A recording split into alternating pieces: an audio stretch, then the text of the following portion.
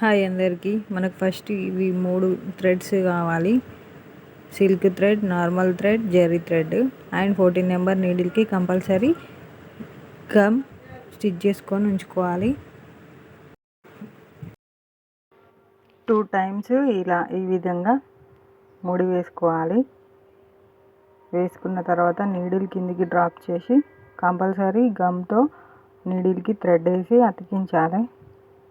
Piping thread మంచిగా అతుకుతుంది. ఇక్కడ నేనైతే విజువల్స్ చూపిస్తున్నాను, ఫస్టే చూపిస్తున్నాను. ఎందుకోసం అంటే ఇది ఎలా క్రియేట్ అవుతుంది పైన గొలుసు కుట్టు అనేది మీకు అర్థం కావాలి. ఎలా క్రియేట్ అవుతుంది అనేసి అర్థం కావాలి.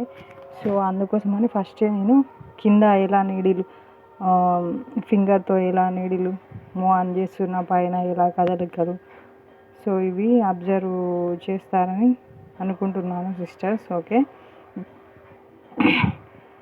ఇలా మూవ్ ఆన్ చేయాలి. ఫస్ట్ కిందికి నీడిల్ ముందుకు మనకు ఆపోజిట్లో ఉండాలి. ఇట్లా కొమ్మలాగా ఉంటుంది చూడండి, అది ఆపోజిట్లో ఉండాలి.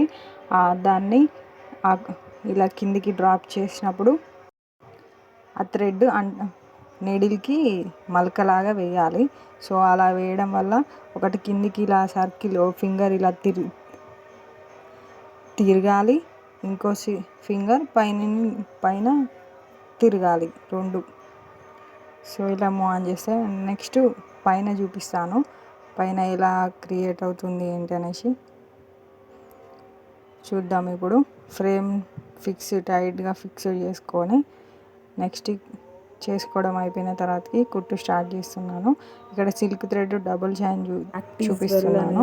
Silk thread move on finger move on చేయకపోతే చూడండి ఎలా అయిపోతుందో. సో ఇక్కడ ఫ్రీగా మన ఫింగర్ ఫ్రీగా పట్టేసుకొని ఫ్రీగా మూవ్ ఆన్ చేయాలి. ఇందాక విజువల్ చూసారు కదా, ఆ విధంగా అలా వేసి లాస్ట్లో నాట్ వేయాలి. పైన థ్రెడ్ కింది థ్రెడ్ ఉంటుంది కదా చైన్ది, అది లాగితే కింద మన థ్రెడ్ కూడా లాగేస్తే నాట్ ఆటోమేటిక్గా పడిపోతుంది.